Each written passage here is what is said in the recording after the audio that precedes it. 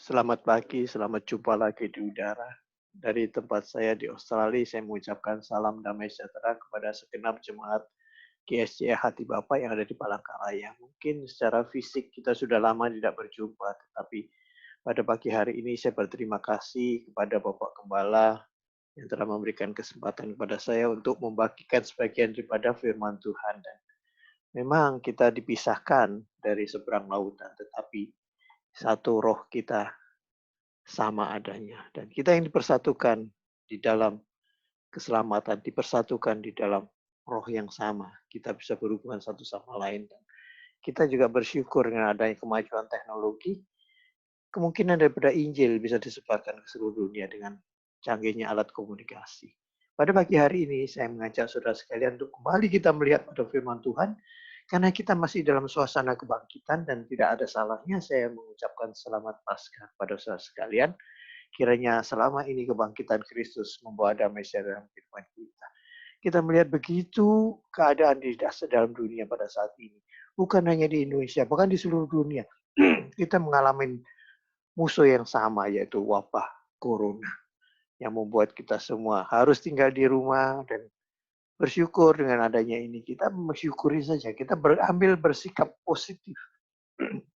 Dengan adanya kita harus tinggal di rumah, mau nggak mau ada satu hal yang positif. Kita akan dekat dengan keluarga, dan dengan adanya kecanggihan teknologi, kita bisa berbicara meskipun kan dipisahkan oleh lautan, dipisahkan oleh pulau, bahkan dipisahkan oleh negara. Kita bisa mengudara.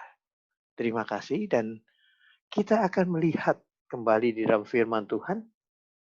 Saya ingin saudara sekalian membaca di dalam Lukas 24, sebetulnya ini suatu perikop mengenai perjalanan ke Emmaus, yaitu mulai ayat 13 sampai dengan 35. Tetapi pada pagi hari ini saya memberikan judul Bersama Kristus ke Emmaus. Jadi rutenya Yerusalem, Emmaus, PP. Yerusalem, Emmaus, Yerusalem lagi. Dan sengaja di depan layar saudara ada ayat daripada Lukas, ayat pokok. Lukas 24 ayat 15 yang saya akan bacakan. Ketika mereka sedang bercakap-cakap dan bertukar pikiran, datanglah Yesus sendiri mendekati mereka lalu berjalan bersama-sama dengan mereka. Yesus jalan bersama dua orang murid ke Emmaus. Dan kita tahu bahwa salah seorang murid itu namanya adalah Kleopas. Dan Kleopas hanya disebut di dalam Alkitab Perjanjian Baru kita hanya sekali itu saja. Tapi kemudian kita melihat bahwa Kleopas ini adalah salah seorang murid daripada Kristus juga yang menyaksikan, dan mungkin mereka tinggalnya di Emmaus, dan biasa saat merayakan Paskah itu setiap tahun orang-orang Yahudi dari segenap penjuru pelosok di daerah itu akan datang pergi ke Yerusalem untuk mempersembahkan dan memperingati pekan-pekan Paskah itu tadi. Dan kalau kita melihat mereka meninggalkan Yerusalem, keluar dari Yerusalem untuk kembali ke negaranya, ke dusunnya, sorry. Dan kita melihat ayat yang ke-13 dikatakan, pada hari itu juga dua orang dari murid-murid Yesus pergi ke sebuah kampung bernama Emmaus yang terletak kira-kira 7 mil jauhnya dari Yerusalem. 7 mil itu kira-kira 10,5 kilometer, sudah cukup jauh ya kalau jalan kaki. Dan seperti kebiasaan, mereka yang jalan keluar dari Yerusalem itu kan biasa. Mereka pada waktu itu alat angkut tidak ada, jadi mereka berjalan sama-sama berkelompok membentuk suatu kafilah yang jalan kaki. Dan biasa itu buat mereka. Dan kalau di tengah jalan kemudian mereka ketemu kelompok yang lain, ada suatu hal yang biasa. Mereka jalan bersama-sama, menggabung. Meskipun mereka nggak kenal satu sama lain, tapi kemudian mereka, karena begini saudara, keadaan pada waktu itu apalagi menjelang senja itu pasti tidak aman. Ternyata kalau saudara melihat di sana pun banyak juga zaman itu perampok-perampok begal yang ingin mengganggu keselamatan dan mengganggu harta mereka. Dan karena itu mereka biasa jalan berkelompok. Nah, terjadi dengan kedua murid ini Kenapa mereka meninggalkan Yerusalem? Yang jelas mereka telah selesai menunaikan tugasnya merayakan Paskah. Tetapi mereka adalah murid-murid Yesus sendiri. Dan kalau murid Yesus, padahal Yesus berpesan, toh, tinggallah di Yerusalem. Tetapi mereka tidak. Mereka keluar. Mereka tercerai-berai dengan waktu Yesus disalib. Bahkan kalau mereka kemudian mendengar berita kebangkitan Kristus, mereka hanya dengar. Dan kemudian mereka mempercakapkan dalam perjalanan itu. Dalam percakapannya itu, mereka diliputin rasa kecewa, mereka merasa kurang puas dengan keadaan yang terjadi. Kenapa? Kalau sudah melihat lagi, kecewa karena mereka mempunyai harapan yang salah. Seringkali kita kecewa. Kekecewaan dalam diri kita karena kita mempunyai harapan yang salah. Harapan yang dibentuk oleh pola pikir manusia sendiri. Seringkali kita mendasarkan harapan kita itu atas pola pikir hikmat manusia. Kita membayangkan sesuatu menurut bayangan kita. Sehingga mendasarkan harapan kita itu atas bayangan yang kita bentuk melalui pola pikir kita sendiri. Karena itu kalau tidak berhasil menimbulkan kekecewaan. Nah, kalau sudah lihat kecewa karena harapan yang salah. Sudah lihat kemudian di ayat 21. Pasal yang sama. Padahal kami dahulu mengharapkan bahwa dialah yang datang untuk membebaskan bangsa Israel. Tetapi sementara itu telah 3 hari lewat. Sejak semuanya itu terjadi. Dan mereka melihat bahwa Yesus tidak ada. Dan mereka mendengar bahwa Yesus telah bangkit. Tapi mereka tidak berjumpa dengan Yesus secara pribadi. Nah, kita melihat, saudara. Karena kekecewaan mengurangi kepekaan mereka. Kenapa? Waktu mereka mempercakapkan apa yang telah terjadi di Yerusalem 3 hari sebelumnya, dari mulai Yesus naik ke salib, mulai Yesus ditangkap, naik ke salib, sampai kemudian diberitakan bahwa mayat Yesus hilang, padahal Yesus telah bangkit. Nah, dalam kekecewaan ini, kepekaan mereka jadi bebal, jadi tidak sensitif lagi. Kenapa? Pada waktu mereka membicarakan mengenai apa yang terjadi, tanpa mereka sadarin, Yesus sendiri jalan hadir bersama dengan mereka. Mereka mempercakapkan. Dan kalau saudara melihat kekecewaan yang mengurangi kepekaan, saudara boleh melihat di ayat yang ke-16 dan 17. Tetapi ada sesuatu yang menghalangi mata mereka, sehingga mereka tidak dapat mengenal Dia. Yesus kepada mereka, apakah yang kamu percakapkan sementara kamu berjalan, maka berdirilah mereka dengan muka muram. Yesus menanyakan, apa yang engkau percakapkan? Mereka mempercakapkan dengan Yesus. Bukankah Yesus bilang, kalau 2-3 orang berkumpul demi namaku, membicarakan namaku. Mereka adalah murid-murid. Tapi mereka berbicara bukan karena mereka bersekutu di dalam nama Yesus. Tetapi mereka berbicara diliputin rasa kecewa yang sama. Kekecewaan membuat kepekaan mereka tidak lagi berperan dengan bagus. Sensitivitasnya mereka menjadi tebal. Tidak sensi istilahnya. Tapi sebaliknya kalau terlalu sensi sebagai dalam pergaulan juga susah. Tetapi sensitivitas kehadiran Kristus itu terbentuk karena pola pikir. Kita bisa sensitif kalau kita merasa bahwa kita berkumpul, bersekutu di dalam nama Yesus mempunyai tujuan yang jelas. Tapi tujuan mereka ke Emmaus untuk apa? Mereka pulang. Apakah mereka keluar ke Emmaus dengan rasa kecewa? Ya. Mestinya biasanya kalau orang habis merayakan sesuatu di Yerusalem, tentunya mereka pulang dengan rasa puas dengan rasa bahagia. Tapi tidak. Mereka keluar dari Yerusalem dengan pola pikir yang kalah.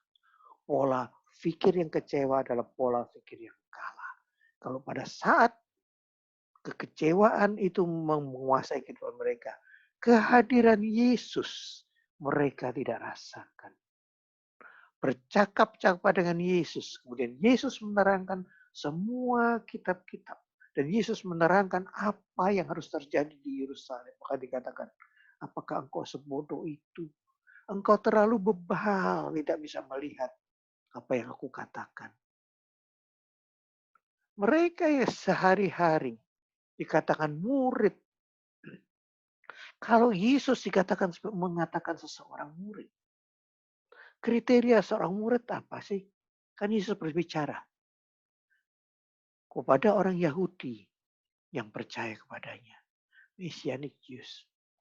Orang Yahudi menerima Kristus mengatakan, kalau firmanku ada di dalam dirimu, engkau adalah benar-benar muridku. Dan engkau akan mengerti kebenaran. Dan kebenaran akan memerdekakan engkau. Ingat saudara.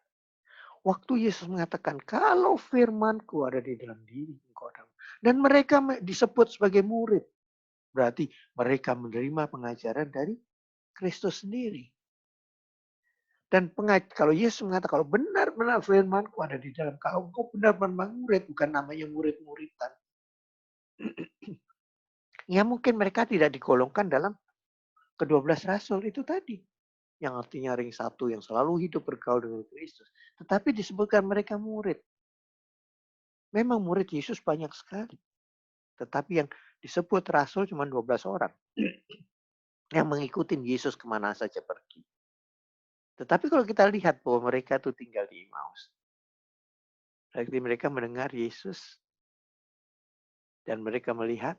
Mereka mendapat pengajaran yang sama. Tapi firman Allah. Firman itu tidak ada di dalam diri.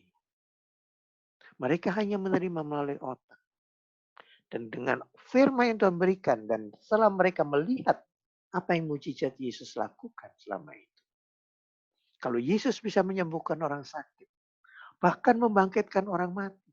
Apa susahnya Yesus mengalahkan penjajah Romawi dan kekuasaan daripada Herodes.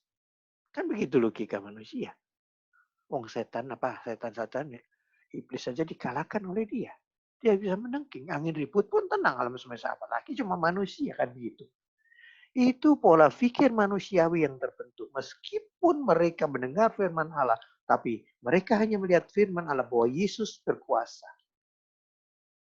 Tetapi mereka tidak melihat bahwa Yesus bisa bekerja di dalam diri mereka untuk membuat mereka selalu mengerti firman Allah. Mengerti firman Allah hanya melihat segi kuasa, segi berkat yang mereka lihat.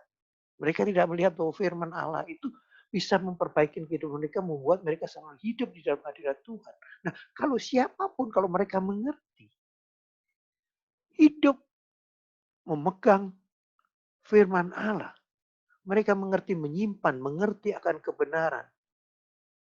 Kebenaran yang akan memerdekakan. Loh, mereka merdeka dari rasa apa, Sir? Rasa pola pikir yang manusiawi ini tadi. Merdeka dari rasa kecewa. Tapi ternyata firman Allah hanya masuk di otak. Tidak disimpan dalam roh dan hati. Dan mereka menjadi kecewa. Nah, apa yang terjadi dengan kekecewaan ini? Kepekaan mereka hilang. Padahal mereka merasa, toh, bukankah hati kita merasa terbakar pada waktu itu? Mereka terbakar, tapi mereka pola pikir mereka lebih kuat. Hati boleh terbakar, tetapi selama pikiran mereka dibawa oleh kepandaian hikmat manusiawi, membentuk harapan berdasarkan hikmat manusiawi, membawa kepada kekecewaan kalau hal itu tidak terjadi. Ini tidak terjadi. Dan dikatakan bahwa apakah yang kamu percakapkan sementara kamu berjalan? Yesus tahu. Kita seringkali membentuk pola pikir, membentuk opini di dalam pikiran kita yang kemudian kita taruh menjadi harapan kita. Memang kita harus bercita-cita membentuk suatu opini. Aku mau jadi ini. Kan begitu. Kalau kita dididik, kita sekolah dari kecil. Tentunya orang tua kita mengharapkan bahwa kita suatu saat akan hidup dengan benar, hidup memperoleh suatu kehidupan yang layak kan begitu. Kita sekolah tujuannya apa sih, saudara? Ujung-ujungnya untuk bisa bekerja. Setelah bekerja kita bisa memperoleh berkat. Setelah diberkati dia dikatakan kita menjadi orang. Nah, selama ini belum orang kali ya. Orang memikir seseorang benar-benar jadi manusia setelah hidupnya mapan. Nah, padahal Yesus nggak bilang begitu. Kalau firmanku ada di dalam dirimu, engkau benar-benar muridku. Kalau seorang murid yang menyimpan firman di dalam dirinya, pasti seorang yang peka. Mengerti ajaran. Kalau benar-benar muridku. Kalau hanya murid-muridan, hanya masuk kiri, keluar kanan, ya itu juga pengikutannya kemerdekaan di dalam rohnya juga nggak jelas. Gitu. Kalau kita tidak punya pengertian yang benar tentang Kristus siapa itu, akibatnya kita tidak peka. Berapa jauh kita melangkah. Pasca demi pasca kita lalui. Berkat-berkat kita lalui. Kita terima. Tapi karena kita menjadi tidak peka lagi. Bagaimana Tuhan memelihara kita. Perlu kemudian kita digoyahkan. Datanglah itu virus corona. Kita semua tergugah atau saat ini. Kemudian banyak kemudian yang mengulas, oh ini akhir zamannya. Kita memang hidup di zaman akhir. Dan itu pasti terjadi. Tapi kemudian orang mengait-ngaitkan dengan pelajaran eskatologi. Macam-macam sudah. Saya tidak akan membahas hal itu. Tapi satu hal. Kalau kita peka dengan kehadiran Kristus dalam perjalanan hidup kita. Kita tidak akan menutup pikiran kita. Seringkali karena kita menciptakan suatu harapan berdasarkan pola pikir manusiawi kita. Membuat kita tidak bisa melihat apa kehendak Kristus yang Kristus kehendaki dalam kehidupan kita. Seringkali kita meniru orang-orang yang sukses. Oh, orang yang sukses harus diberkati. Kan begitu. Ukurannya bukan begitu, saudara. Orang yang sukses dalam Kristus adalah mereka yang hidup di dalam hadirannya. Siapa yang katakan? Kalau orang hidup di dalam hadirannya dikatakan tuh, mereka masuk di dalam kandang yang sama. Mereka keluar masuk dan terpelihara mendapat makanan. Kalau kita sebagai murid dan kita sebagai domba, kita terpelihara hidup di dalam hadirat Kristus. Kristus hadir dalam perjalanan mereka sampai Emmaus. Mereka merasakan ada pengajaran. Bahkan dikatakan hatinya terbakar. Tetapi di mana itu? Kepekaan. Bahwa siapa yang berbicara. Mereka, waktu mereka kan mereka mendengar Kristus. Tapi karena pola pikir mereka apa benar sih Yesus bangkit? Nah itu kemudian sampai di Emmaus kita melihat. Kapan waktu mata mereka terbuka? Waktu Yesus datang. Waktu Yesus ada hadir pada waktu mereka memecahkan roti. Pemecahan roti, peringatan, merubah pola pikir dan mata rohani terbuka. Saudara lihat dong, dalam ayat yang ke-30 sampai 31, waktu ia duduk makan dengan mereka, ia mengambil roti, mengucap berkat, lalu memecah-mecahkannya dan memberikannya kepada mereka. Ketika itu terbukalah mata mereka dan mereka pun mengenal dia. Tetapi ia lenyap dari tengah-tengah mereka. Sudah lihat kemudian ayat yang ke-35. Lalu kedua orang itu pun menceritakan apa yang terjadi di tengah jalan dan bagaimana mereka mengenal dia pada waktu ia memecahkan roti. Nah, waktu sampai di Emmaus, tujuan perjalanan mereka sampai. Nah, Yesus diajak datang untuk makan tamu itu tadi. Karena kebiasaan mereka saling menyambut kalau sudah malam, memberikan tumpangan. Dan waktu Yesus kemudian mengambil roti memecah-mecahkannya. Disitulah dia matanya terbuka toh. Karena pada waktu perjamuan malam kan Yesus bilang toh, perbuatlah ini setiap kali kamu makannya sebagai peringatan akan aku. Dan kemudian kalau kedua murid ini kemudian setelah melihat roti yang dipecahkan, mereka baru ingat. Yesus mengambil peran inisiatif sebagai kepala keluarga di tengah mereka. Mereka yang memecahkan roti adalah seorang imam di dalam keluarga. Yesus bertindak. Berjalan bersama Yesus dari Yerusalem ke Emmaus. Pada waktu mereka terbuka matanya adalah pada waktu melihat roti. Selama ini memandang Yesus sebagai seorang yang liberator, mengharapkan Yesus menjadi pembebas secara jasmani, yang memberikan makan. Mereka tentunya hadir pada waktu Yesus melakukan mujizat. 5 roti dan 2 ikan memberikan makan kepada 5.000 orang laki-laki. Belum yang lain. Pasti mereka tahu itu. Dan Yesus membuat mujizat itu bukan hanya sekali itu saja.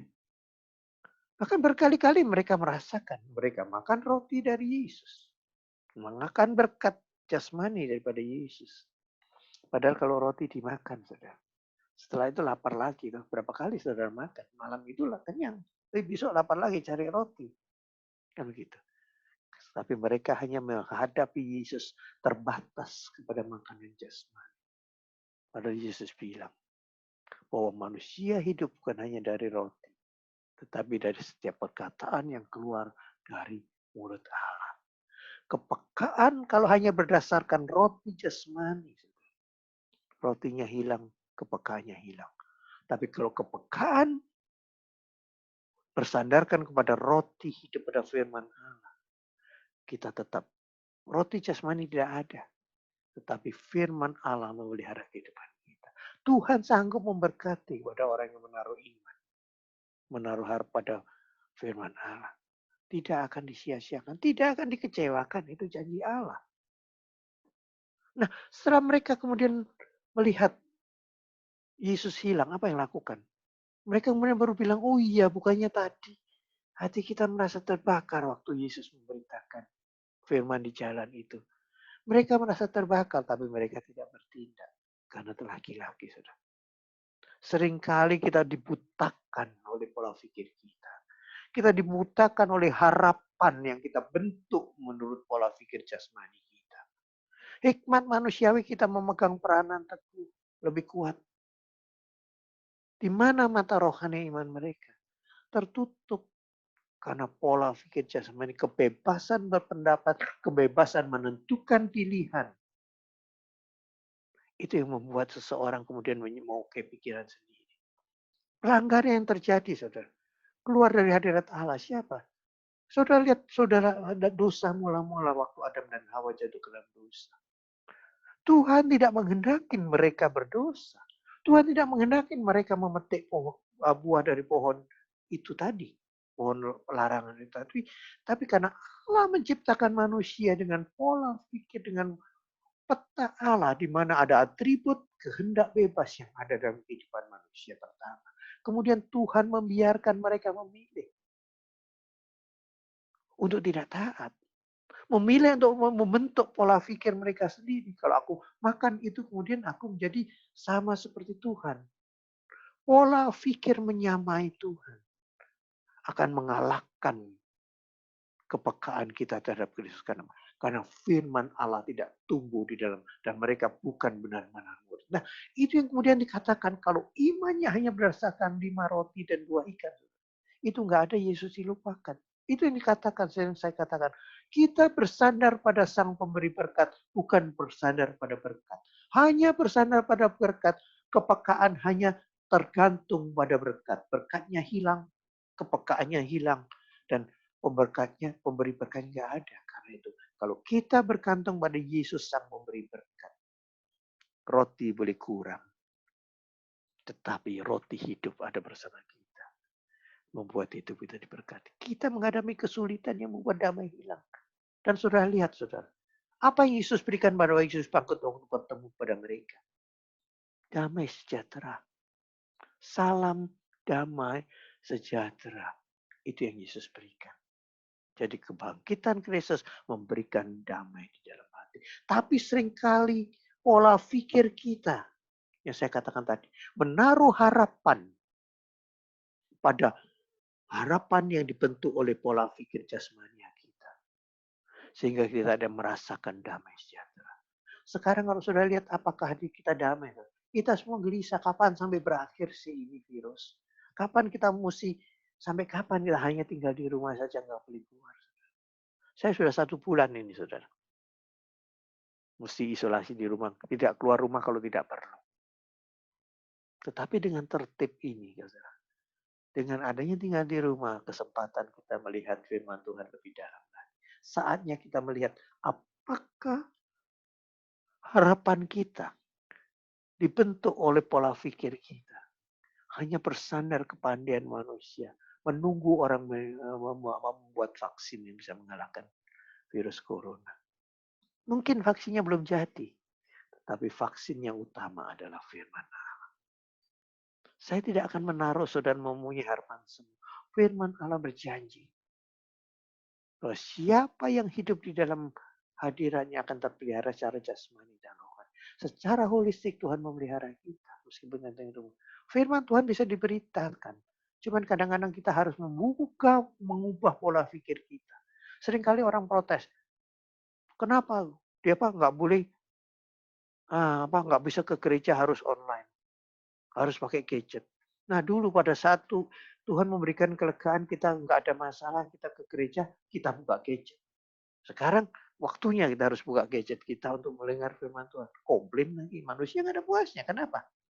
Karena kita tidak peka bahwa kehidupan Kristiani ada kehidupan yang dinamis. Mengikuti perkembangan zaman, kalau Yesus bersama kita Emmaus, apapun yang terjadi. Yang ada adalah berkat. Waktu memecahkan roti dan sukacita yang harus diberitakan. Setelah mereka melihat itu, saudara lihat di ayat 33. Lalu bangunlah mereka dan terus kembali ke Yerusalem.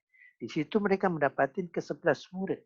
Itu mereka sedang berkumpul bersama-sama dengan mereka. Loh, saudara, jalan 7 mil ke Emmaus itu jauh loh, saudara. Saudara jalan 10 kilometer. Bolak-balik 20 kilometer. Berapa jam? Jauh tuh. Tapi sukacita dengan kehadiran Kristus. Sukacita yang mengubahkan pola pikir mereka. Kebahagiaan yang tak terkatakan karena merasakan hadirat Kristus membuat mereka tidak akan capek. Saudara. Ingat, saudara. Bagaimana di mana semangat itu timbul karena kehadiran Kristus. Dari mana mereka bisa gitu? Kita sekarang tidak merasa, tidak kadang-kadang memang kita secara jasmani tidak merasa kehadiran Kristus. Tapi Kristus hadir bersama dengan firman dan rohnya toh. Kan Yesus katakan toh. Loh, bagaimana kita bisa mengerti firman Tuhan, mengambil sikap sebagai murid sehingga kita menjadi peka? Kita perlu kuasa Roh Kudus toh. Kan Yesus bilang toh. Kalau Roh Kudus yang diutus Bapakku demi namaku datang ke atasmu. Dia yang akan menerangkan dan mengajarkan semua yang telah aku ajarkan. Aku katakan. Mempelajari firman Allah, mendasarkan dengan mengerti firman Allah, dan kemudian kepekaan kita dibangkitkan oleh kuasa Roh Kudus. Sikap kita sebagai murid. Bersama Yesus ke Emmaus dan kita kembali ke Yerusalem untuk memberitakan berita sukacita ini. Saya akan menutup dengan suatu rangkuman. Dengan kuasa Roh Kudus kita melatih kepekaan untuk merasakan kehadiran Kristus di setiap langkah hidup kita. Saudara mau peka? Apakah kuasa Roh Kudus masih berperan dengan kuat di dalam kehidupan kita? Apakah masih ada? Apakah pola pikir kita telah membentuk, menguasai lebih banyak daripada pola pikir rohani kita?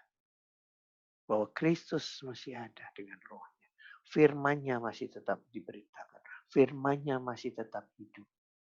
Dan dikatakan dengan kuasa Roh Kudus kita melatih kepekaan untuk merasakan kehadiran Kristus di setiap langkah hidup kita. Ayat terakhir dalam Yohanes 20 ayat 29. Kata Yesus kepadanya, karena engkau telah melihat aku, maka engkau percaya. Berbahagialah mereka yang tidak melihat namun percaya. Kalau saudara melihat berbahagialah mereka yang tidak melihat namun percaya adalah diberkatilah dalam bahasa asing. Diberkatilah mereka yang percaya meskipun tidak melihat. Bersama Kristus dengan Emmaus rasakan. Kemana kita akan pergi? Kecewaan apa ya? Ingat Tata. 2-3 orang berkumpul. Mungkin kita saat ini kita bersendiri di rumah, tapi ingat. Kalau pola pikir kita, harapan kita. Yesus ada. Pada saat pikiran kita, kekecewaan menguasai hati kita, kehadiran Yesus kita tidak rasakan. Pada waktu kita merasakan kehadiran Kristus dengan benar, hadirat Allah menguasai kehidupan kita. Yesus ada di dalam diri kita. Itu yang kita beritakan. Berita damai sejahtera. Sekian firman Tuhan. Tuhan memberkati saudara sekalian. Saya serahkan kembali ke Bapak dan Bapak Gembala. Selamat pagi, selamat hari Minggu.